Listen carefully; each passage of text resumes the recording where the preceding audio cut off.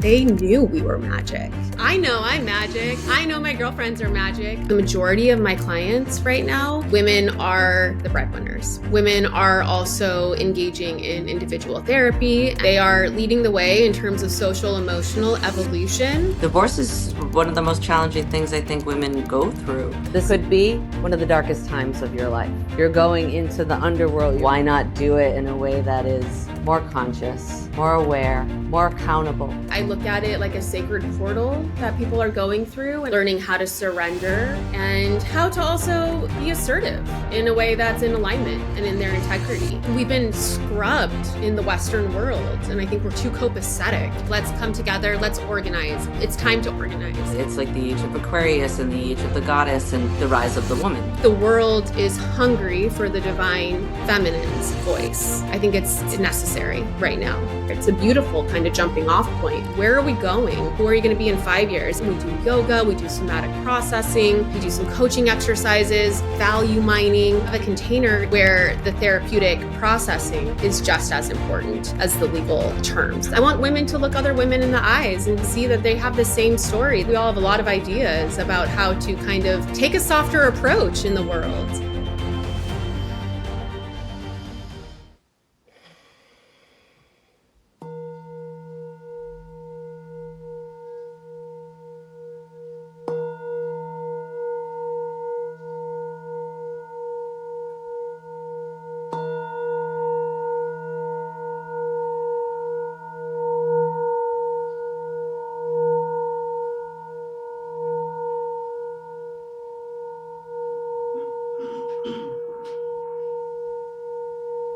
Hi, welcome back to the SageFull Living Podcast. I'm Susan the Sage. Today we are joined by Katie Padilla. Katie is a holistic family lawyer in the state of California, and I'm so excited to dig into what Katie is bringing to the world because she is changing people's lives and she is helping people when they are at their hardest and their worst and maybe the most difficult time in their lives, and she is out there to help that be less of a struggle. So welcome, Katie. Welcome to the podcast. Thanks, Susan. Thank you so much for having me. I'm happy to be here. This is so exciting. So let's dig in. Why don't you start by telling us a little bit about yourself and your background? I'd love to. So I'm a family law attorney. I have been a family law attorney for 11 years. And I really kind of approach family law in a more holistic way. I look at it like a sacred portal that people are going through. And I feel called in particular to work with women kind of going through that portal, learning how to surrender and how to also be assertive in a way that's in alignment and in their integrity, through dark times. And I think there's a lot of personal experience I bring to this, type of work. There's a lot of experiences that I've had myself where I didn't feel like I had the tools or the resources to be able to make it through. The fog was too thick. And so I spent a lot of time in my personal life, especially over the last decade, really trying to just have different experiences that for me, for my own healing journey. And I'm really excited to start sharing those experiences with my clients and giving them different tools that might work, to kind of help them meet themselves a little bit deeper. So what put you on this path? How did you become a lawyer? Like, how was that? Was always your decision growing up? Did you want to be a lawyer? No, not at all. If someone told me that I was going to be a lawyer when I was a kid, I would have laughed in their face. I would have bet them $1 million they were wrong. And so would everyone else that knew me. People literally do a double take when they're like, no, not that Katie. What's that Katie doing? Like people I went to high school with. Because as a child, I was kind of a wild child. I was kind of the black sheep. I got into a lot of trouble. I really experienced life from a very early age. And then I always wanted to do something with arts. I was very creative and I really like to perform and I really like to sing and to dance and to play musical instruments. And it just didn't feel like, as a child, you have limiting beliefs. Like at some point I accepted the fact that wasn't, a respectful way to make money, or I wasn't going to be able to make money doing that. I was always going to be poor. So I went away to college. I went to San Francisco State after 2 years of junior college. And I actually flunked out of school. I just would sign up for classes and not go because I was busy having fun. I was in a new city. There was so many cool people. They just all wanted to be themselves and celebrate themselves. And I was like, what is this, So I kept signing up for classes and trying to do it right. But I was also working full time. I was paying my way through school, or the majority of it anyway. And it was too much that I was trying to, and partying and paying my bills was more important than school. So I just wouldn't show up.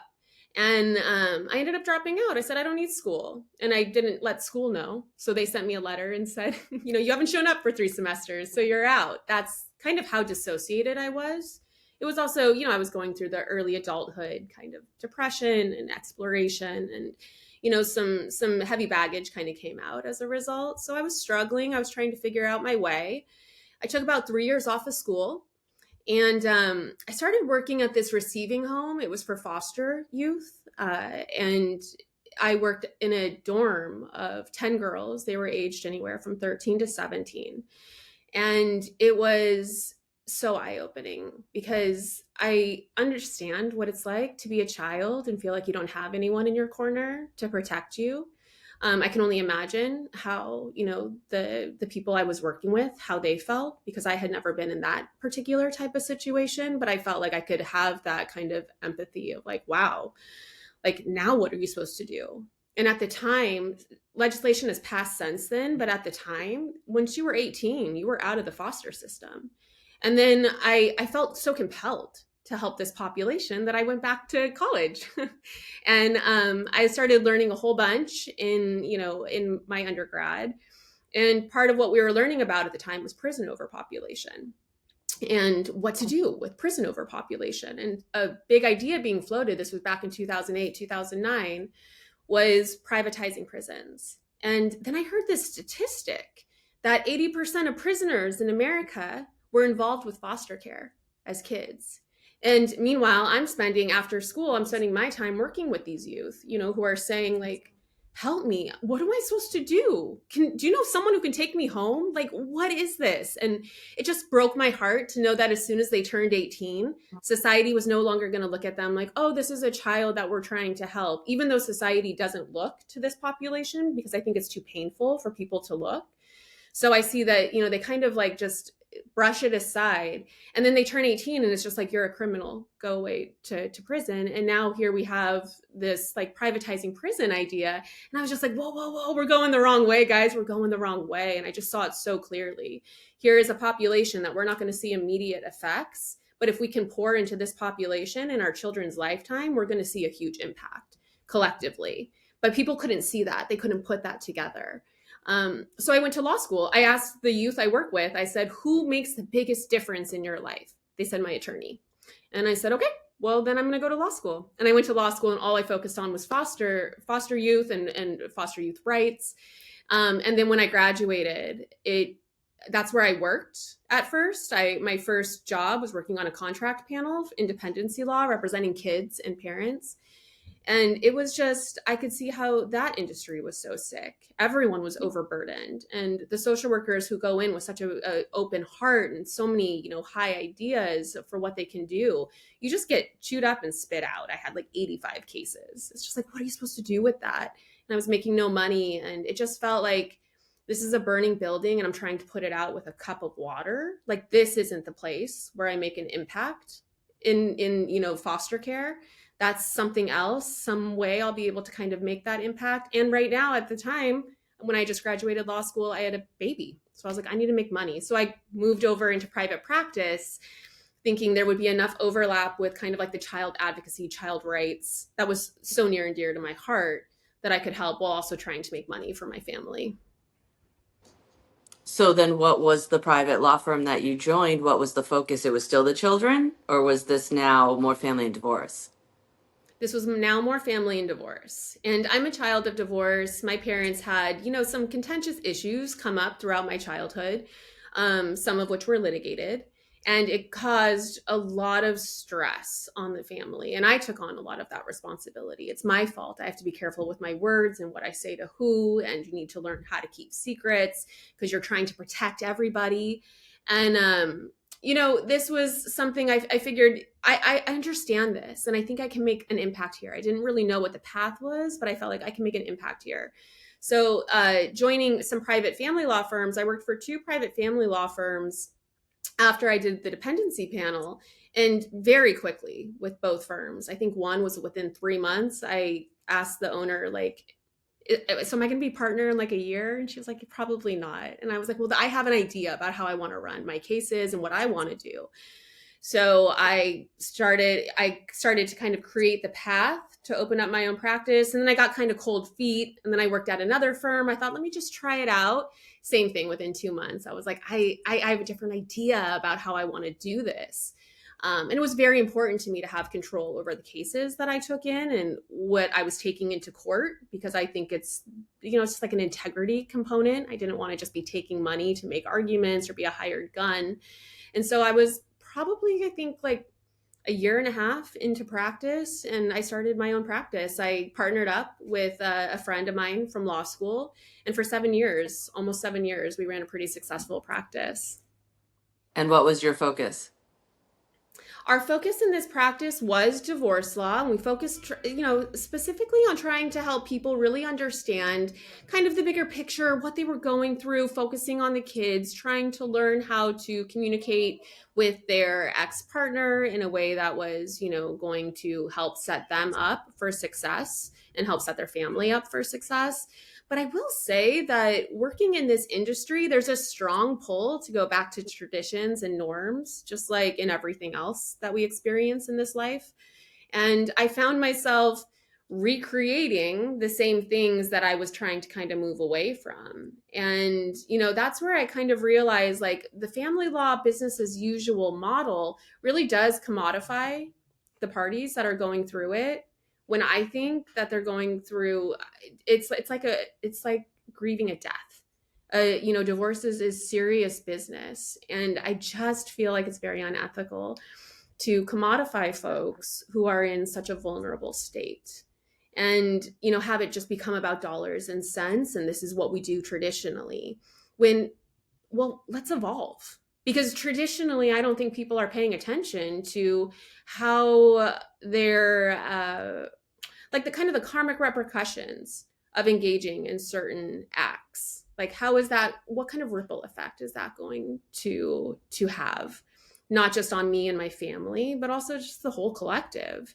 And so I really, with divorce law, I kept kind of fighting against this pull to go back to business as usual. This is a known, way to run this business and be profitable. And also start to kind of play with, how do we kind of break free from that? How do we start to maybe evolve this entire industry and make it a little bit more holistic, comprehensive? Kind of create sacred rituals and ceremonies around this, because I think all of that's really necessary when someone's dealing with that type of grief. So I would say my practice has it's been interesting to kind of follow and watch sometimes, like, oh, I'm off path a little bit. I'm going back to what I was programmed with, right? Bringing it back. This is what I want to do. I think there's a way, and not having a path forward. Like, I don't have something to be like, that is my template. And that can be very difficult and can be very scary. And so, sometimes you're asking those questions. Is there a way to make this, make the money that I want, and also make the impact that I want, and make this accessible to the community that I want? And that's kind of what I'm noodling over right now. I love that, because that makes you such a conscious entrepreneur. It's not just about making money. It's about making a difference. It's about helping people. It's about touching more people, but still creating your own success and livelihood, right? And that's okay. Yes. And I think sometimes, like, the healers, they struggle with that, the making of the money. Money is important. Money is energy. It's an exchange that has to happen now. That is what the world has created. I watched a whole documentary about money and how we have given it so much control over us, but that is the world that we live in. So this is amazing. So you're still developing, and as the word holistic, it becomes more mainstream. I love that is going to bring you to the forefront. So tell me a little bit about a holistic divorce attorney and some of those practices and what you're offering your clients that is different than that, like you said, traditional program. Yeah, definitely. Okay, so this is also kind of like an interesting evolutionary path, because I used what tools were available to me right now. Like, I know I'm not the only one who's asked these questions, even though I didn't see anyone doing it in practice. I know there's other committed practitioners out there who are also intentional, who have also done a lot of deep healing work and really understand the impact their words and actions can have on others. And so what I did very early on in my career, I'd say probably about 2 years into my practice, I joined a local practice group, and it's a collaborative practice group, which is really neat because we have attorneys who are trained in, how to mediate cases, as well as like the collaborative practice in general. And then you have financial advisors who are also there, and you also have therapists. And so the three kind of industries together, we have this model that we offer called collaborative practice, where each of you have your own collaboratively trained attorney. There's a financial neutral that kind of runs all of the numbers for us. And then you have therapists there to act as coaches while you're going through the divorce process. And I love that. And I love all the practitioners I've met in the collaborative practice model. But I will say that it is not accessible. I do it pretty regularly. I would say there's less people looking for the collaborative practice model because it's expensive. I mean, the good side, the pro, is that you have all of these professionals there who should be doing that work. The attorney shouldn't be running all of your complex numbers or trying to do therapy work, right? The therapist shouldn't be talking to you about what the tax implications are going to be if you sell that share, right? And so I love the idea, but I've realized that it's just not accessible unless you have a lot of money. And so I've been playing with that. Like, how do we still take this spirit with in a collaborative setting and kind of bring this to the community so people know, what's up and what are the different players that I can work with and the different modalities. And oh my gosh, there's attorneys that are collaboratively trained. What does that mean? It means we practice different. And you might want that attorney rather than someone who just is kind of cookie cutter. You file a motion, you go to court, you bring it to the judge, people who are really kind of thinking this through. So, that's where I kind of went off on, like, I think I want to take this a little bit further because I really want this to be accessible for the community that we serve. And where I have kind of landed on all of this is I think community is missing in divorce. There's a lot of people feeling like I'm the only one going through this, yet I'm seeing the same stories over and over and over and over. It's like interesting slivers in time, and you can see the same similarities, commonalities happening across couples. And people are coming to me, my clients are coming to me, and they're being real because they have nothing in the tank, and they're upset. And this is primal stuff: your kids, how you raise your kids, your money, your financial security. So I love it because I'm like, actually, like, not cut out all the BS, right? We're talking right now. We're talking about deep-seated stuff. And where I kind of want to take all of this is like, now what are we doing with all of that stuff? You're going to have to go through all this hard work anyway. And so let's try to make this like a learning opportunity, an opportunity for you to meet yourself more, understand, how did I co-create this pattern? How can I ensure I don't co-create this pattern in the future? What are different things that are in my power that I can do and I can modify and I can start to try on right now as I start this next chapter? It's a beautiful kind of jumping off point. So what I have kind of followed is I want to do women's divorce retreats. I think it's really important that women come together in community in a healing space with practitioners who can help them in all different modalities and learn how to somatically process what's going on. Because before I started somatic therapy, I had no idea. I was completely dissociated from my body. I didn't even know what I didn't know. So I just want to have that kind of window, that opportunity to practice, practice meditation, practice yoga, get into your body, feel the feelings. And also arm people with the education that they feel like they need, pulling the lever to make them feel as safe as possible or feel as confident as possible during an already scary time. So the retreats are kind of one component, and I want to move forward with like workshops, day workshops, lunch workshops. I want to have some sort of community for, past clients or future clients that they can come together, because I want women to be able to tell the story and then see that story and connect with someone, face to face on the same, rather than me just saying, oh my God, it's the same thing that's happening. I want other people to actually experience that and to share in that. And then just, have I think from there, once we have that community, is kind of following what and anticipating what are the needs of this community. I look at this community that we're trying to create as being another thought partner in my, my model in what I'm trying, because it's not just what I think people need. I want to know, what do you need? I want to hear from you. And everyone has different pieces of the mirror that they can come together and say, this is what I was missing. And I want to create a space where that comes out loud and clear. I think what's so beautiful with that too is when you bring those people together and you're seeing all these common threads that they don't know about, and how much people who've been through it can help those that are going to go through it. Right? Because, Yes. because, and Yes. they don't know that, maybe you're calling your friend or your aunt because they got divorced and the only person that you know was divorced that can relate to you. And here you are saying, no, I have an entire community. And not only can they relate, you're going to be surprised by the fact that you both experienced something very similar, and not the divorce, but something within your experience was similar. So I love that this is to bring women together.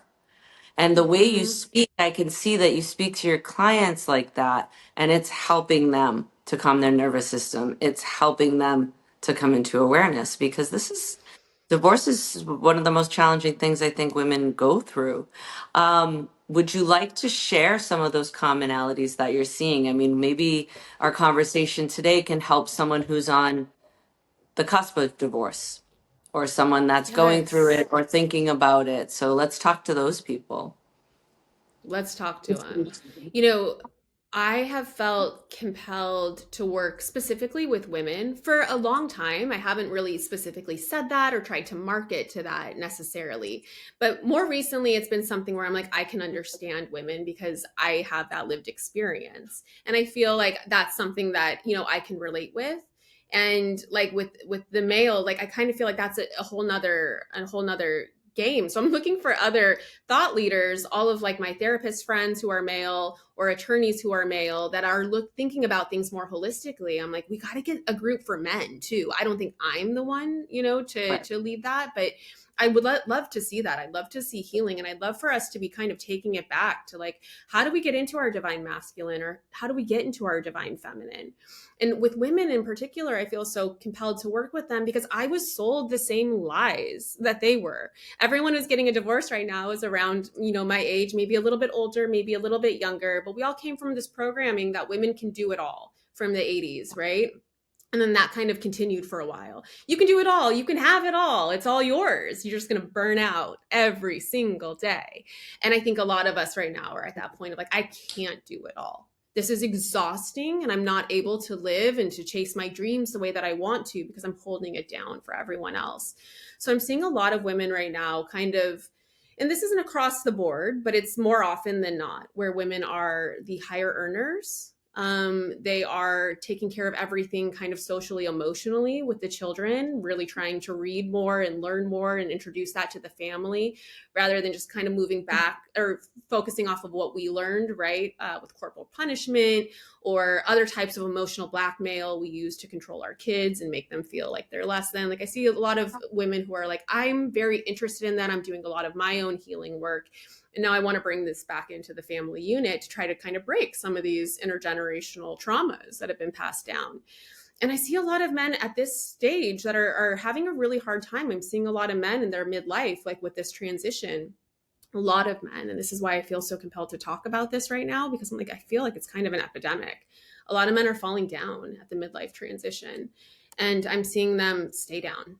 I'm not seeing them kind of get back out there with the same gusto. It's like they're really having a hard time. I think all of us collectively are having a much harder time right now than we're talking about. And I'm just seeing kind of men more often than not really, really struggle with the transition. And I'm seeing women step into that midlife transition because they're like, whatever that wasn't working for me. That wasn't working for me. I'm not going to try to do it all, and I'm not going to try to be everyone's savior. And I'm ready to try something new. And so I see a lot of women really leaning into therapy and different types of like retreats, workshops, different types of modalities to, educate themselves, reading. And I'm seeing a lot of men who are having a hard time really letting themselves surrender to that process. So that's something that I feel like we need to be talking about, and other women need to know you're not alone. You're not the only one out there who's feeling totally burnt out at the end of every day, who's feeling like this is not sustainable, who's feeling like you're in charge of too many things. And that's something that as women, it's like we need to surrender some of that the ideas that we were raised with, that we can do it all, because we've proven it. But do we want to? No, we don't want to. And I'm hearing a lot of women say, I'd rather do it alone than be with a partner who I feel like isn't showing up, isn't standing Yeah. next to me. And Yeah. that's the part that scares me, because we need our men to be in their divine masculine, not their wounded masculine. We've seen enough of that. But we need men who are ready to kind of surrender and step into that process. And I just worry that the Western world doesn't even have a script for this. We don't talk about divine masculine, divine feminine. We don't talk about ceremony, about ritual. We don't talk about timelines and where we're at different points in our lives, and how that kind of shapes, our realities that we're creating, that we're co-creating with the universe. And we're a little copacetic in the Western world. And so I think we could kind of, open this up. This is a journey. It's a beautiful adventure. And like, where are we at? What's going on? And how do we support each other as we continue to evolve? And I think that is where the women are coming in. And I think if we want to get even into a little woo side of it, it's like the age of Aquarius and the age of the goddess and the rise of the woman, and it's the feminine Yes. energy. And so it's, yeah, what you've touched upon, I do agree with you, is we've gone too far of we can do everything. And there are a lot of women, for me, my generation, we got kind of pushed in that, but it was like, wait, but we were raised by women who raised the family. We weren't raised by like the career woman. And that's what we saw. And that's what our older, like a generation right around us has. So we were pushed to work and have careers that we maybe didn't think that's even what we wanted, Mm-hmm. right? So it's like, it was Mm-hmm. like, you can have it all, but wait, I'm not sure I want it all, but I have to have it all because Totally. this is what we do right now. I got to go get that big VP job.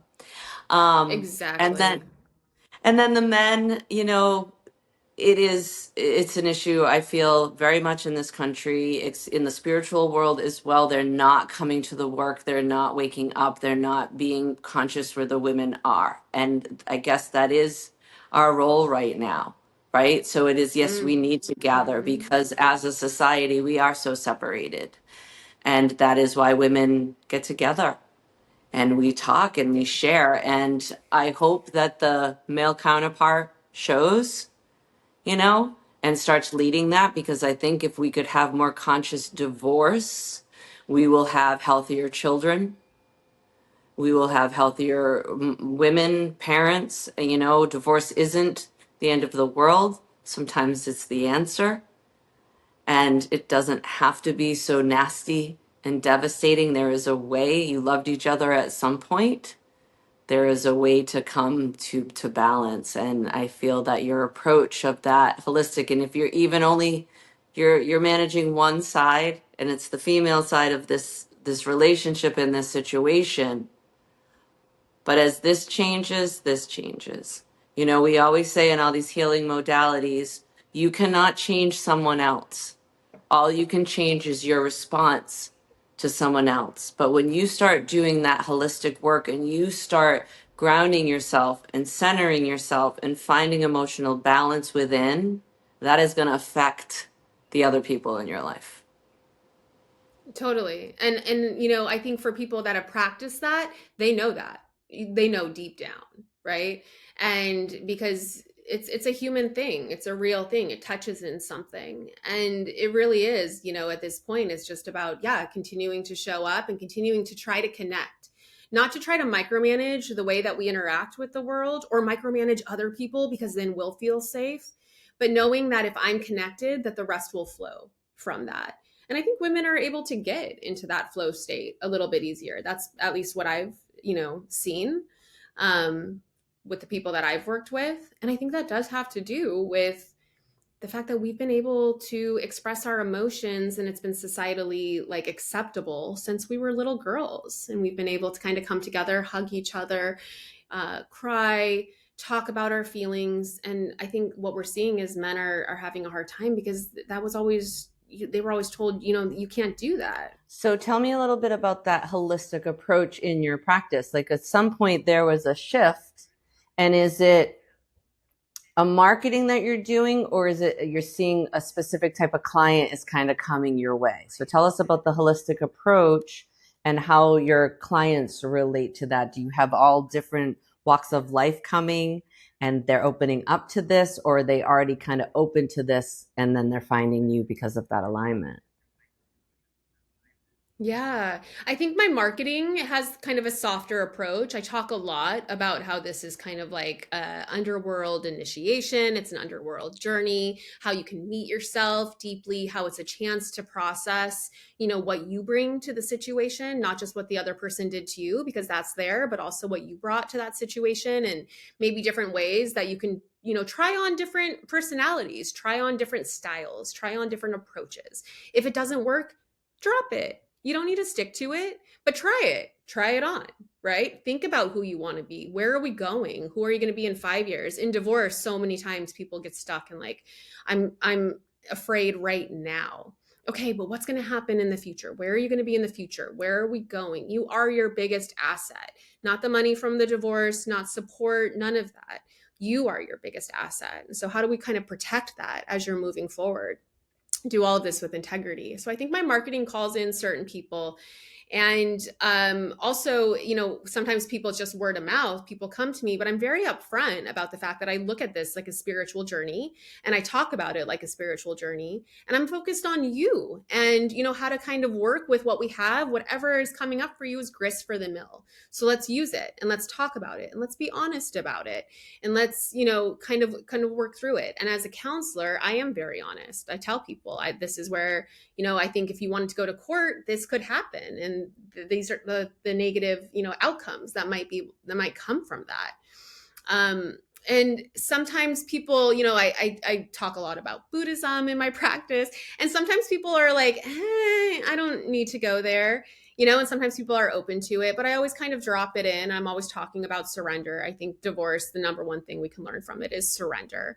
And, through all of this, what I'm trying to do to make this more holistic and comprehensive, because I do look at this as one of life's most monumental journeys that we can take. It's a hero's journey.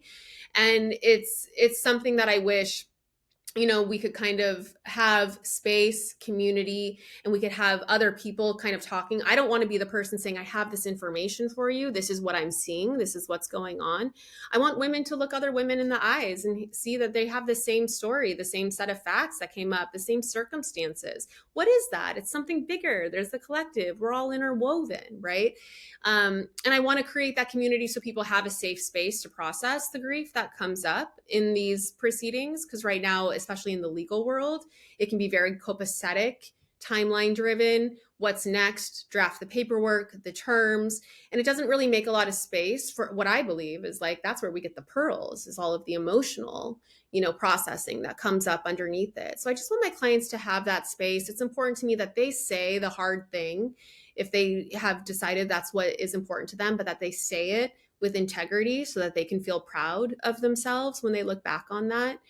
And, what that means and what that looks like is different for every single person, but just making sure that we're actually looking under all of these rocks and exploring. So, and then kind of where we're going with the firm is I feel very strongly about this. I want to have divorce retreats specifically for women where we have other practitioners come in. We do yoga, we do somatic processing, we do some coaching exercises, value mining, assertiveness, learnings, different things that can help different people at different times. So we have our first retreat planned for the end of February at Mount Madonna.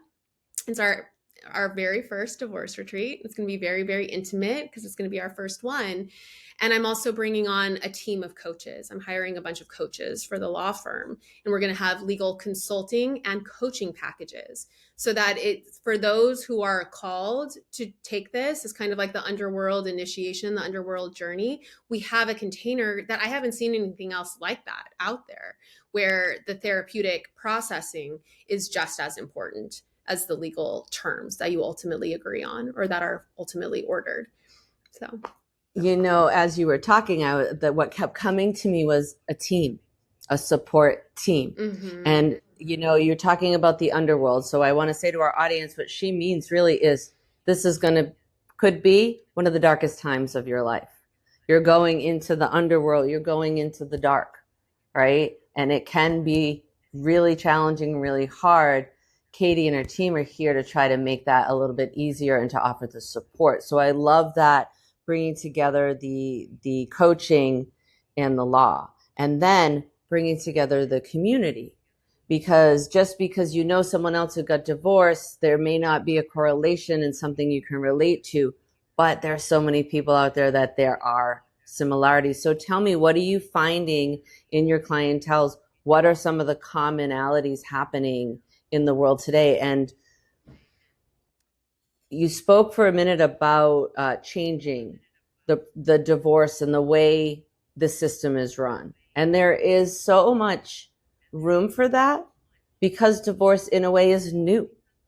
You know, even though like it's been around and we can hear in ancient times. And I remember I saw recently in Egypt in Cleopatra's time, they could divorce, but divorce rates have increased and increased. So it's so much more. And it sounds like from what you say, it's become such a monetizing business. But let's bring back the soul, that this is one of the hardest things that people are going to go through. Let's make it easier on them.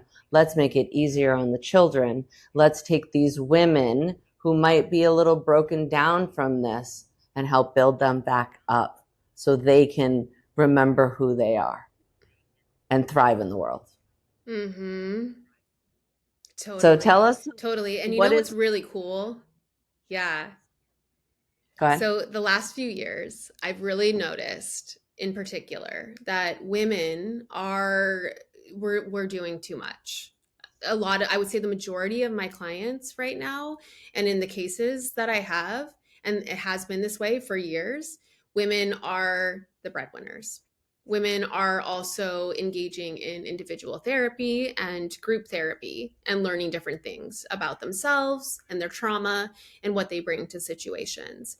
They are leading the way in terms of social emotional evolution for our children and for our families.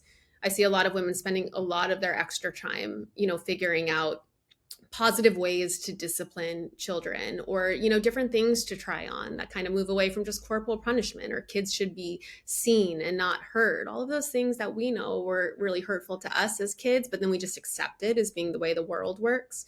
I see a lot of women saying, I think there's a different way. And I will say, on the other hand, what I'm seeing is a lot of resistance from men to evolve in the way that we approach our children and our dynamic with our family, to evolve therapeutically and, through their own self-development. It can be very scary to open up and start talking about things that you bring to the situation or wounding you have that might create patterns you don't like. It takes a lot of humility. And I think that requires feelings of safety.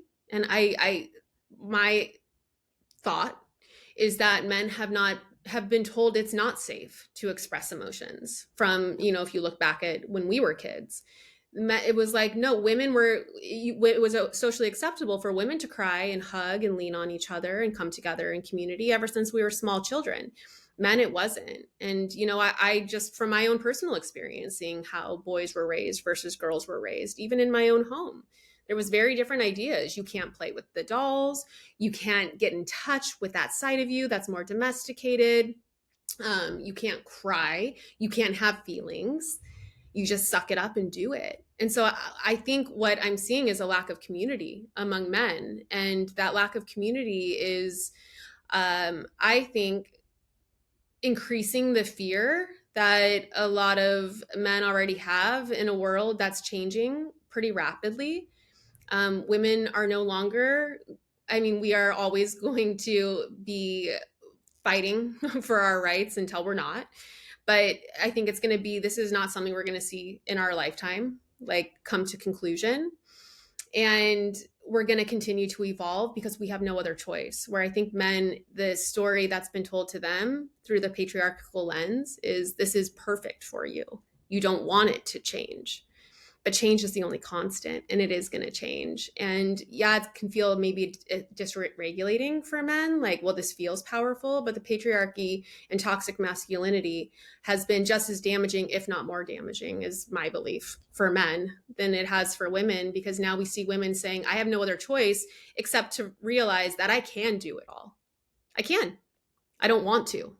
And that's what all my female clients are saying. Yeah, I can do it all. I can make the money. I can raise the kids. I can bring in all of these new ways of relating with the children. I can try to learn about myself. I can try to relate with you, but I can't do that alone, or I don't want to do that alone.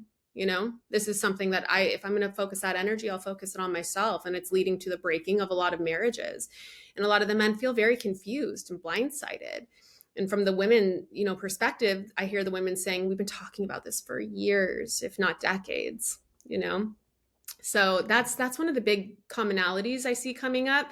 And for me, I'm kind of like, let's jump on this. Let's get together. Let's talk about it. We don't even have to have a goal because we're all so powerful collectively. Let's just get together and start the conversation. Nobody needs to lead it anyway. Like, I think this will be a self-led thing because we've had to get in touch with our power to such a degree. And that is, I think, a perfect example of what the underworld journey can do for us. Yeah, it's scary and you feel alone, and sometimes you don't feel like you're going to make it through, but then you realize the only way out is through, and you power through. And then when you come out at the other end, you have all this wisdom and like, wow, I can do these things. I don't necessarily want to, but I can take care of myself. I can do this. And I want to, you know, take that and just jump on that while we're all coming together and saying, what do I really want? I'm ready to be more intentional. How do I want to spend the rest of my life? Well, let's all come together and talk about it, because I think we all have a lot of ideas about how to kind of take a softer approach in the world. And I think the world is hungry for the divine feminine's voice. I think it's necessary right now.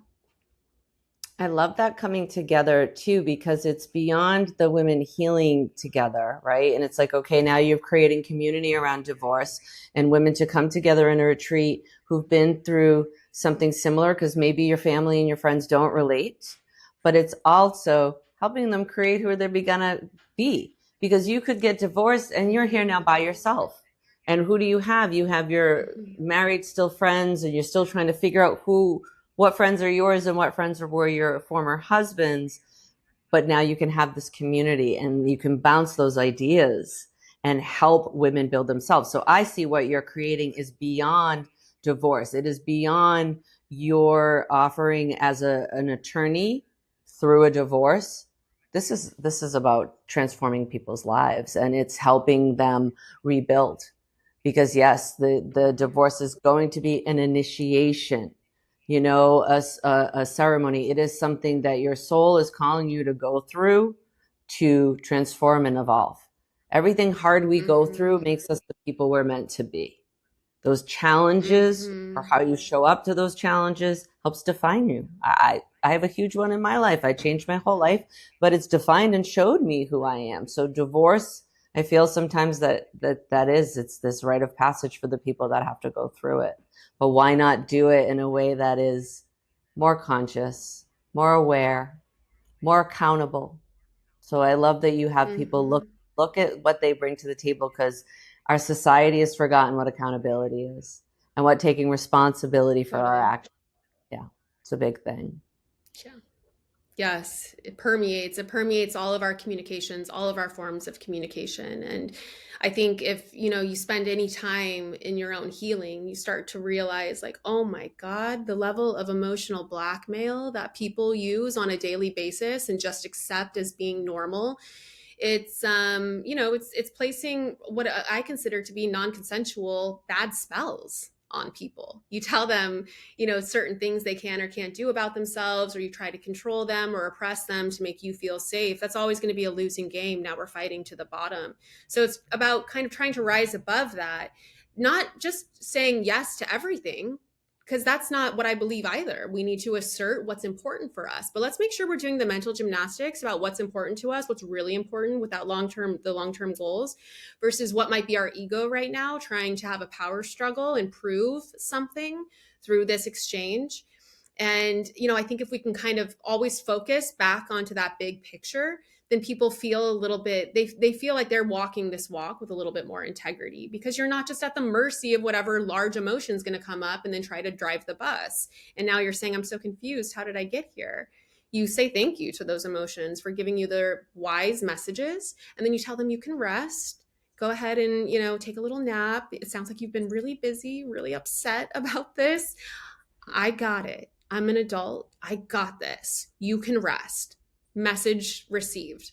And then you figure out what you want to do from there. Just try not to make a knee-jerk reaction, because the knee-jerk reaction is the subconscious programming. And that's usually rooted in trying to oppress, dominate, or control the other person. Yeah. And I'm sure before you brought the holistic approach, I'm sure you saw that a lot.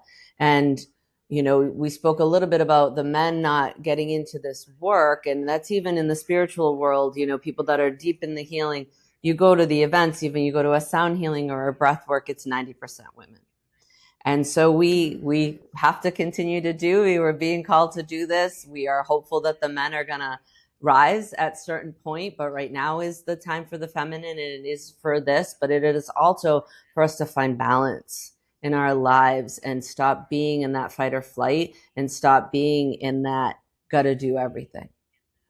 And one thing I want to mention is when we do the healing work, and when you go to someone like Katie and you're bringing consciousness into your divorce, maybe your former husband is not going to change.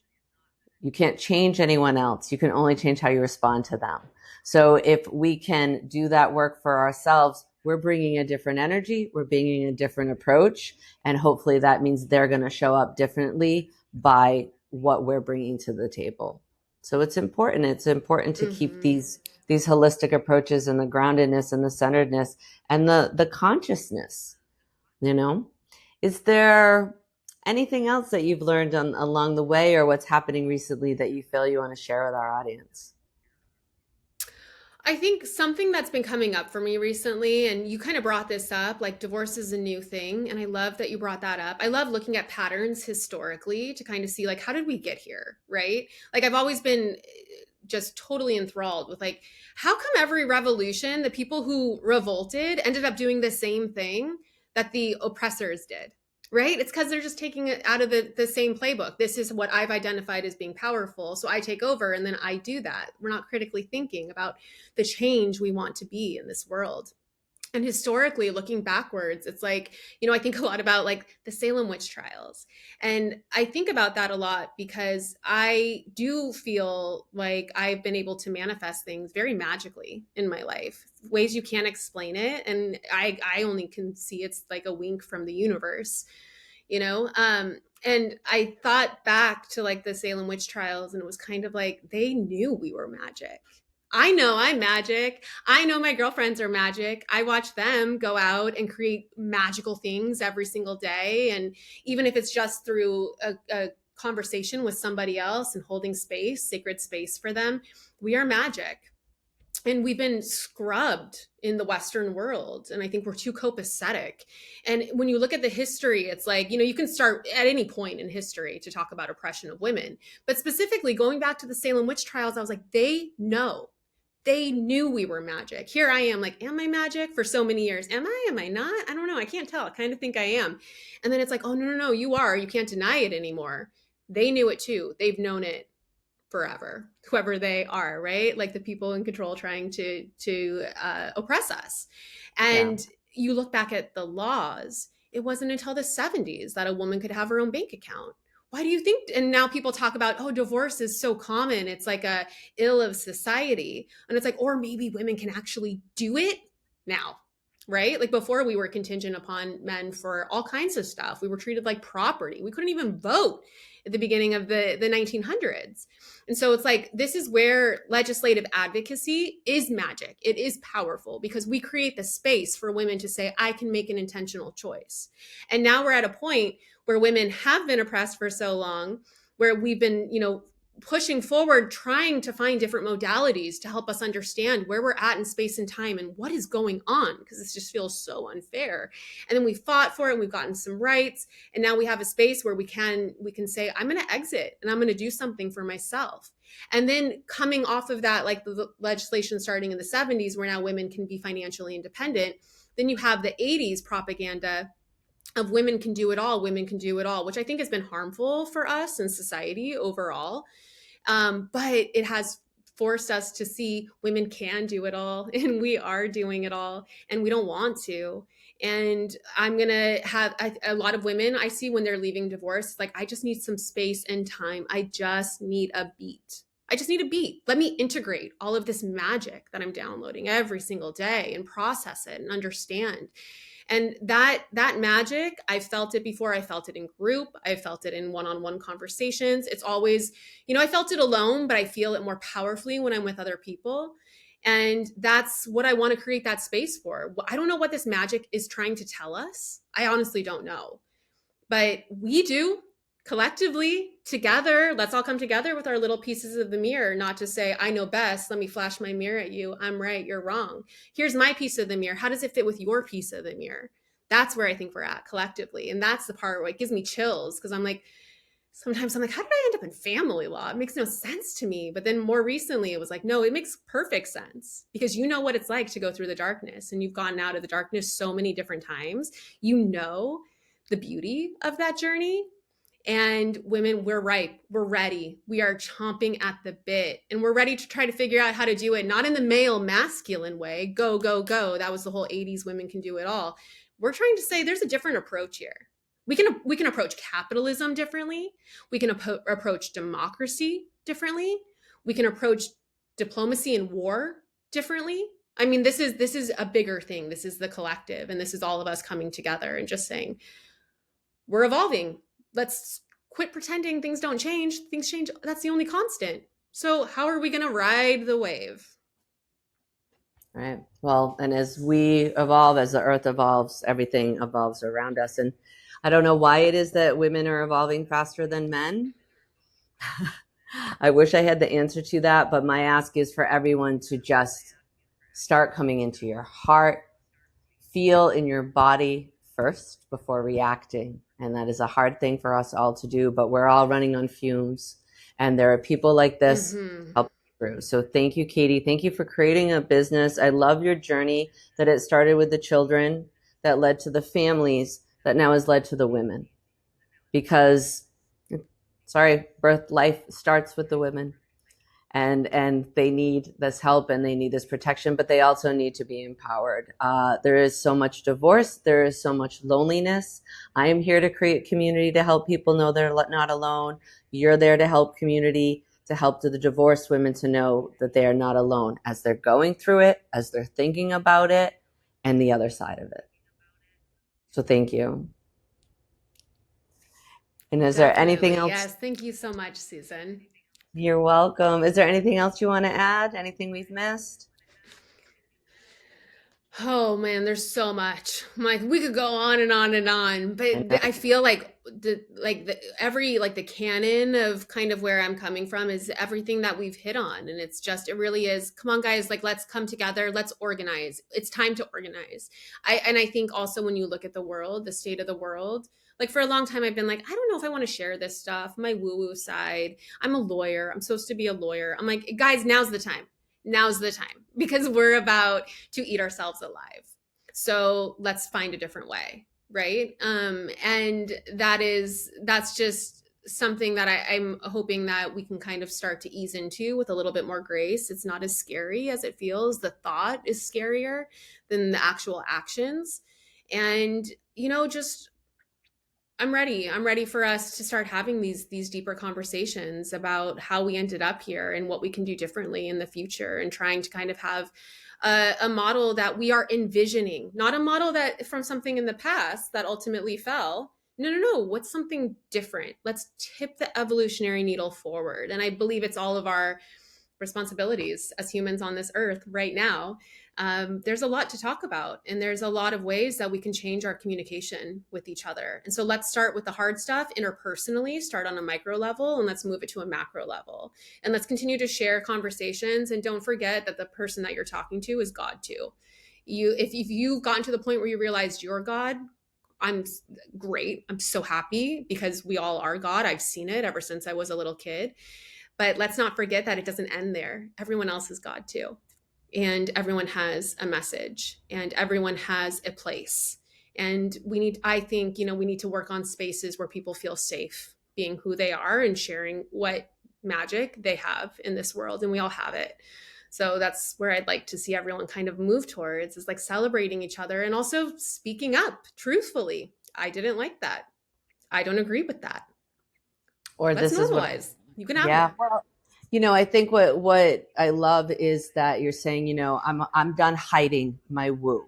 And this is what I want to bring to the table and bring on this podcast. There's those people that are cops, lawyers, doctors, pharmacists. They're in our everyday jobs. They're in society, but they are centered in spiritual, and it's okay. It is not woo. It is not alternative. It is awake. It is consciousness. And that's where we all need to start going. So we have the people that have been that way and they've been hiding it. And now we're bringing it out and saying, you know what? I'm both of these things. I am the 3D and the 5D, and I function and I make money, but that I'm in my heart, that I'm centered. And then there are more people in this world that are now waking up, and they've been in the 3D world, and all of a sudden they're having access to the 3D world. So we're here to open, we're here to support and have these conversations. So I'm so glad that this stuff is becoming more mainstream and more accepted. And I'm glad that you are out there trying to change divorce and bring a holistic, conscious approach to it. So thank you. I love to end my podcast with asking my guests. Thank you, Susan. I got to remember there's like a delay.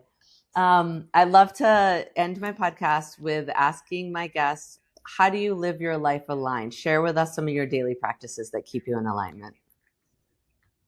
How do I live my life aligned? So when I wake up in the morning, I usually pull a tarot card just to kind of help me, like, all right, what is this? How does this organize my thoughts for the day?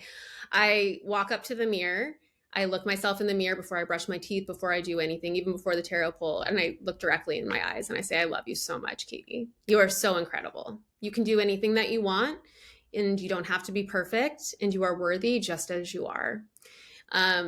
I have a very small group of very connected, fierce women that I reach out to if I need to talk and I need to process something. People I know that will celebrate me and who are, working with communication, interpersonal communication as well, to make it a safe space.